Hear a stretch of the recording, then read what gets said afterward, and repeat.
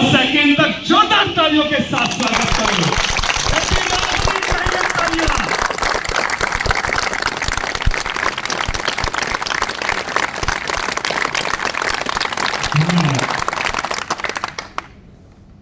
तहसीलदार साहब, हम लोगों का एक कर्तव्य है कि जब कोई अधिकारी आए तो स्वागत तो बनता है। तो ये तो स्वागत किया है आपका। अब आगे काम करेंगे। काम क्या है?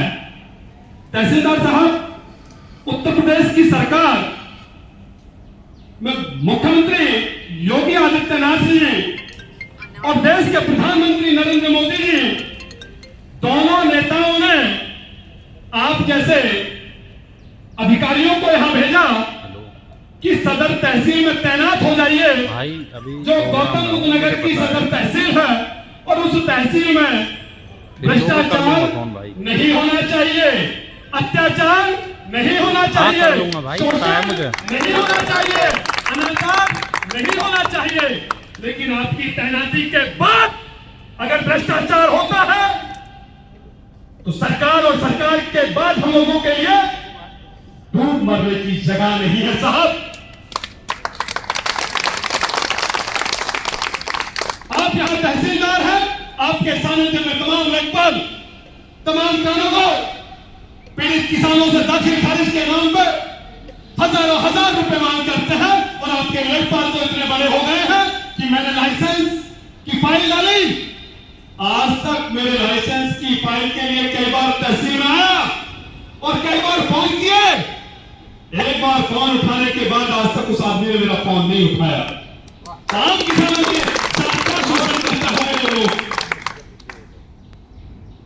यहां बहुत सारे पीड़ित लोग बैठे हैं, कई महिलाएं भी बैठी हैं। माननीय मुख्यमंत्री जी का गला सूख गया कहते कहते कि प्रदेश में करप्शन ना हो, लेकिन आज तहसील की आंख नाक कान से भ्रष्टाचार टपक रहा है। आपसे प्रार्थना करते हैं, आज अहिंसावादी रूप में आए हैं कि वारिसान के नाम पर लूट ना हो, दाखिल खारिज के नाम पर लूट ना हो, पूरे बंदी और किसी की पैमाइश के नाम पर लूट ना हो। और अब तक प्रदेश की सरकार ने और प्रदेश के मुख्यमंत्री को कहना पड़ा कि तमाम लेखपाल 45 दिन के अंदर दाखिल खारिज करें, अन्यथा उनका सस्पेंशन वहां के तहसीलदार और एसडीएम करें। तहसीलदार साहब, सिटीजन चार्ज लागू है, लेकिन आपके यहां उनके सिटीजन चार्ज के नियमों को अनदेखा किया जाता है, उनको अमल में लाया जाता है, और यहाँ किसान दर दर की ठोकरें खाता है। और जब उसका बेचारे का काम नहीं होता तो वह प्रयास करता है कि अब तो मैं किसी की जो लाइजनिंग करते हैं, जिसको दलाल कहते हैं, उन दलालों की मैं उनकी शरण में जाऊं और शरण में जाकर के मैं अपना काम कराऊं। ऐसी स्थिति गौतम बुद्ध नगर की सदर तहसील की बन चुकी है। आपसे प्रार्थना करते हैं कि आप गांधीवादी रूप में आए हैं, आपसे निवेदन करने आए हैं, आपसे रिक्वेस्ट करने आए हैं कि इस देश में राक्षस रूपी भ्रष्टाचार को समाप्त कर दो।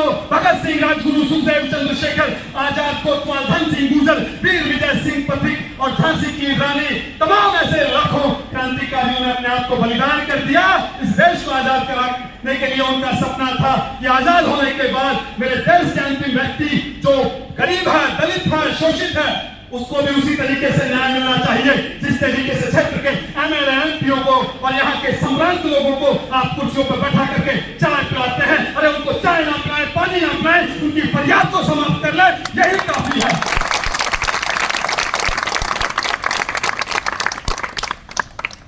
साथियों, आज अहिंसावादी गांधी को मानते हैं, भगत सिंह को पूछते हैं, आज गांधी जी की भाषा में कहने आए हैं, आगामी समय में गौतम बुद्ध नगर का एक एक नौजवान भगत सिंह, राजगुरु, सुखदेव की तरह फांसी पे चढ़ने के लिए तैयार है, लेकिन इस भ्रष्टाचार को हम समाप्त करते रहेंगे।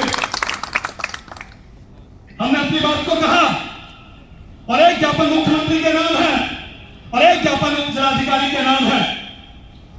दोनों ज्ञापनों में बातें सेम है और आप उन ज्ञापनों को माननीय मुख्यमंत्री तक पहुंचाएंगे और उप जिलाधिकारी महोदय तक पहुंचाएंगे।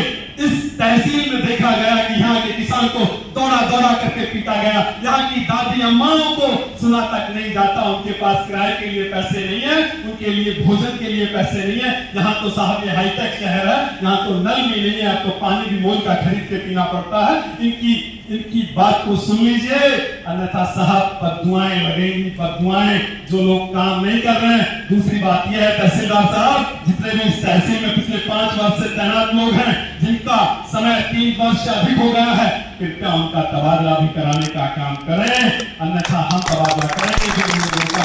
इसी तरह मैं डॉक्टर दीपक शर्मा जी को आमंत्रित करूंगा, 1 मिनट में वो अपनी बात को कहेंगे, फिर हम आपके पास आएंगे।